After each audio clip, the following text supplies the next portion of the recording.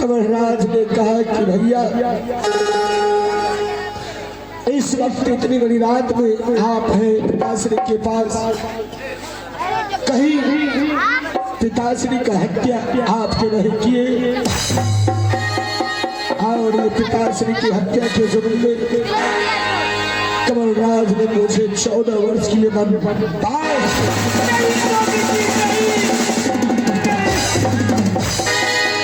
भाभी तुम क्या इस घोचू से तीसरा मंदिर से सीख रहा है?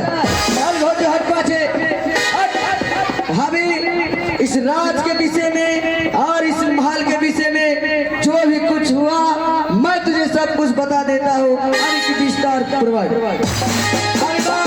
जैसे ही मैं दरबार में आया तुम्हारे होनहार पति को सर पे हाथ धर के रोते हुए देखा। मैं सोचा आज जिंदगी में पहली बार किसी इंसान को अपने सर पे हाथ धर के रोते हुए देखा।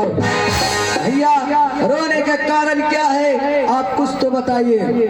भाभी तुम्हारे होनहार पति का कहना हुआ कि देखो कमल, किसी हत्यारे ने पिताजी के सीने में खंजर मार के भाग गया। भाभी अरे होनहार पति से मैं ये कहा भैया बतलाइए इस हिमाचलपुर शहर में हमारे पिताश्री के साथ ऐसा किस इंसान से दुश्मनी था जो कुछ हरमजादे ने हमारे पिताश्री के साथ ऐसा सलूक करने का हिम्मत किया। होनहार पति का कहना हुआ कि देखो कमल, इस हिमाचलपुर शहर में किसी भी इंसान से ऐसा कोई दुश्मनी नहीं था। अरे आज तुम्हारे होनहार पति के हाथ में रंगे हुए खंजर देखा और निश्चित अगर रात में पिताजी को कक्ष में देखा तो हमें शक हो गया और भैया से बोला कि भैया कई संपत्ति के लालच में पिताश्री का हत्या आप ही तो नहीं कर दिए। तुम्हारा होनहार पति का नाम लगाया, तुम्हारा होनहार पति इस धरातल पे कीड़े की तरह गिड़गिड़ाने लगा। और इतना ही नहीं भाभी, वे गिड़गिड़ाहट को देख करके और अपने होनहार पति से ये भी कहा अगर यदि जतु ऐसा कर्म नहीं किया है चल बतला कमलराज का नाम कि कमल और हमारे पिताश्री के साथ अच्छा बुरा जो भी सलूक हुआ है वह करने वाले में से तुम हो। अरे भाभी हमारा होनहार पति मेरा नाम बताने से चुप गया और मैं यावेश में आकर के इसे 14 बरस के लिए वन भेज दिया और इसके शरीर से रासाई पोशाक उतर गया है। अगर तुम्हारी इजाजत हो, अगर तुम्हारी आज्ञा हो, इस राज से और इस महल से इसे उतना दूर करूंगा भावे इस हिमाचलपुर शहर में कभी गंदी हवा प्रवेश नहीं करेगा। नहीं कमल नहीं, तुम्हें ऐसा नहीं करना चाहिए था। अरे जिस भाई ने तुम्हें इस महल में एक बचपन से पोसा तुम्हें पाला, तुम्हें चलने के लिए सिखाया, आज उस भाई को तुमने 14 बरस के लिए वनवास दे दिया। कमल अगर मेरे पति इस महल में नहीं रहेंगे तो मैं भी इस महल में नहीं रहूंगी। बिल्कुल पागल हो गए भाभी। जहाँ मेरे पति जाएंगे मैं भी अपने स्वामी जी के साथ में। अरे कुछ देर के लिए अपने क्रोध को शांत करो और सोचो दिल और दिमाग से। अरे किसी होटल में जाकर के नौकरी रह जाएगा, दिन भर गिलास को साफ करेगा, शाम को इसे एक पेट खाने के लिए मिलेगा। अरे किसी देहात में जाकर के बर्तन वाले के यहाँ नौकरी रह जाएगा, दिन भर देहात में घूम घूम के बर्तन बेचेगा और शाम को इसे एक पेट खाने के लिए देगा। और तुम इस महल की इज्जत हो और इज्जत समझ के महल जा सकती हो।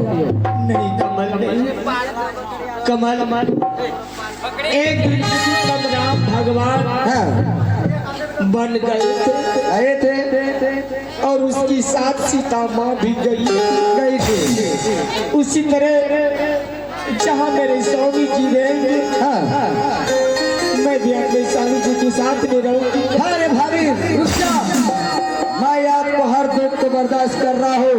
यार आपके लिए जीवन साथी होता है, बात रहा मर्यादा पुरुषोत्तम श्री राम का। भाभी माँ सब मर्यादा पुरुषोत्तम श्री राम भगवान बन गया था, उसके साथ में माता सीता भी गई थे। सोच भाभी मर्यादा पुरुषोत्तम श्री राम भगवान किसी का हत्यारा नहीं था, बल्कि पिता की आज्ञा से वन में रहने के लिए गया था। अरे तुम्हारा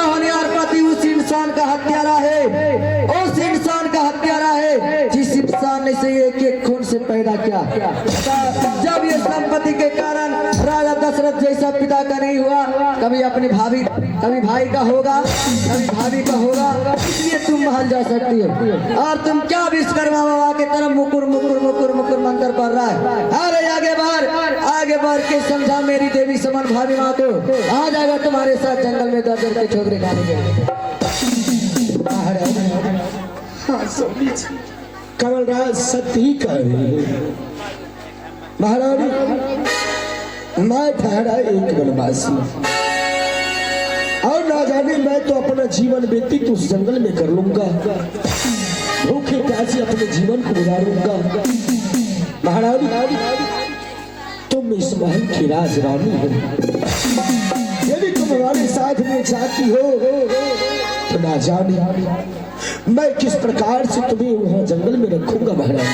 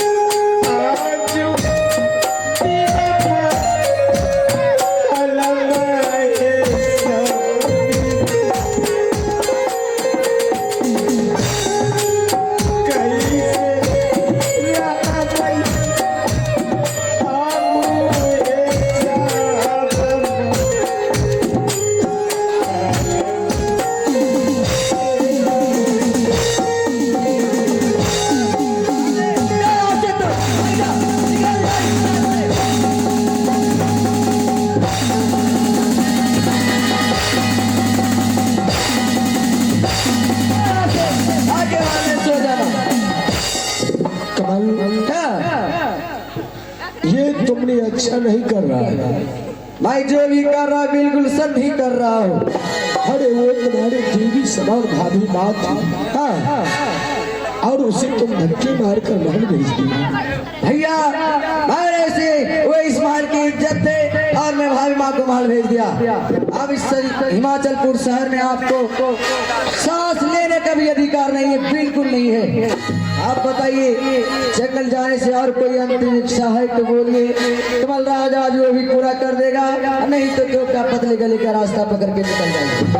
कमल, इस महल को छोड़ के जाने से पहले मैं एक बार तुम्हें ये अपने सीने से लगाने